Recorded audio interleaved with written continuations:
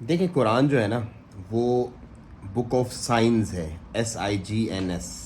کیونکہ اس میں 1400 سال پہلے ہمیں وہ تمام باتیں بتا دی گئی ہیں کہ جو آج 2025 میں تمام تر ٹیکنالوجی کو یوز کر کے اور رہتی دنیا تک، مطلب جب تک یہ دنیا رہے گی تب تک جتنی بھی جدت آ جائے، جتنی بھی ٹیکنالوجی آ جائے، وہ قرآن کی ان بتائی ہوئی باتوں کو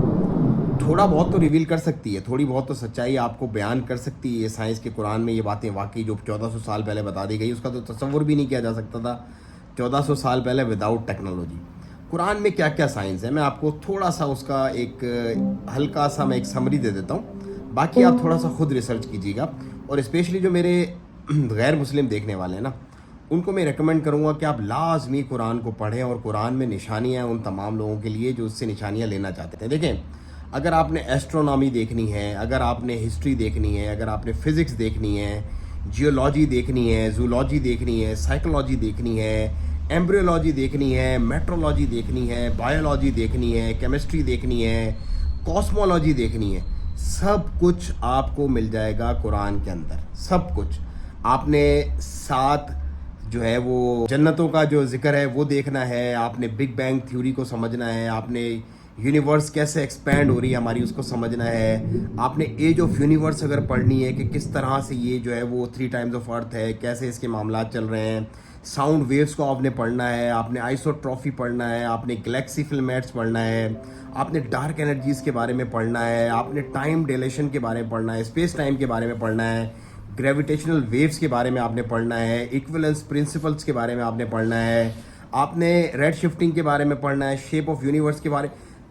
کسی بھی بارے میں آپ نے پڑھنا۔ آپ نے انفیکٹ اگر آج کل ہائپر سونک کا بڑا ایک معاملہ چل رہا ہے کہ بھائی ہائپر سونک میزائل ایسا میزائل ہے جو بھائی سیکنڈوں کے اندر تباہ کر دیتا ہے، اس تھیوری کے بارے میں اگر پڑھنا ہے تو آپ کو 1400 سال پہلے قرآن بتا دیتا ہے، 1400 سال پہلے کہ ہائپر سونک ٹیکنالوجی کیا ہے۔ مطلب یہ جو ہم آج کل ہائپر سونک میزائل دیکھتے ہیں نا، اس کے چرچے ہیں، یہ کچھ بھی نہیں ہے بھائی۔ ایک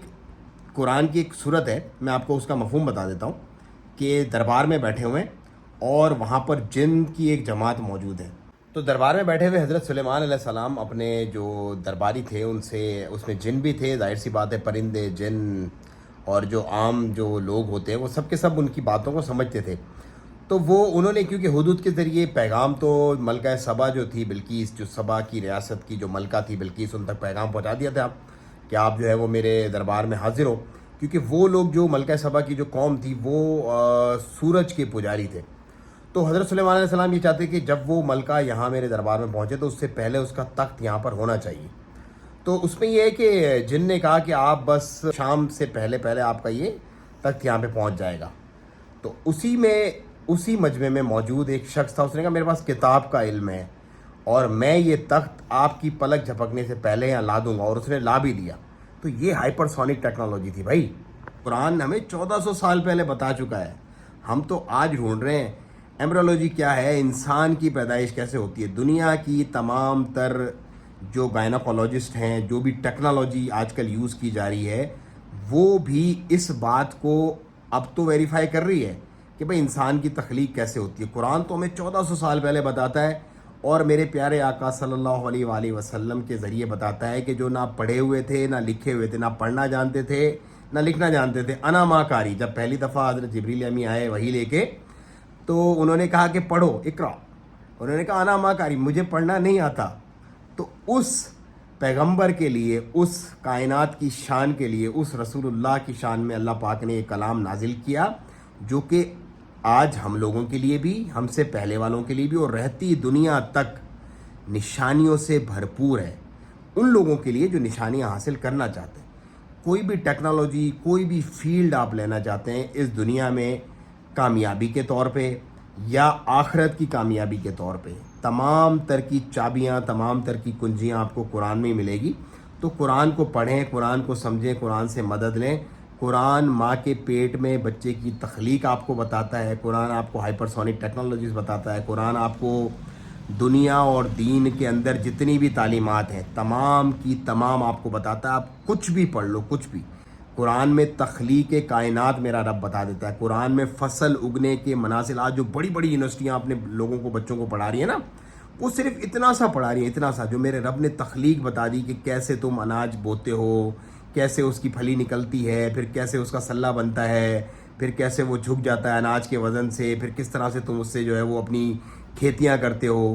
ہر ایک چیز نہ صرف اس دنیا کی بلکہ یونیورس کی، پوری کی پوری کائنات کی، نہ صرف اس کائنات کی بلکہ اس کائنات کے بعد کیا ہونے والا ہے،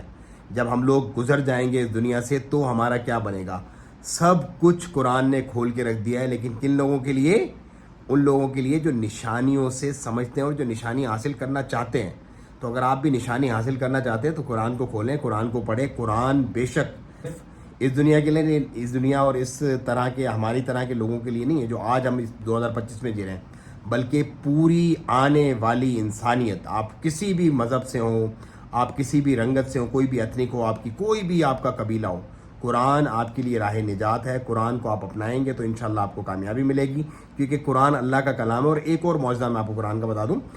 کہ پرانے جو کئی سو سال پرانے نسخے وہ آپ پڑھیں جو رکھے ہوئے ہیں عجائب گھروں میں، ابھی بھی میوزیمز میں رکھے ہوئے ہیں. اور آج کسی بھی مسجد میں جا کے، کسی بھی مدرسے میں جا کے قرآن کو ایگزیکٹلی وہی صورت کھولیں، زبر زیر پیش کا بھی آپ کو فرق نہیں ملے گا. سیم ٹو سیم وہی آیت، وہی نمبر، اسی جگہ پہ اسی ترتیب سے آپ کو ملے گی جیسے کہ سینکڑوں سال پرانے نسخے میں آپ کو ملے گی. تو یہ قرآن جو ہے اپنے آپ میں ایک میریکل ہے، اپنے آپ میں ایک نشانی ہے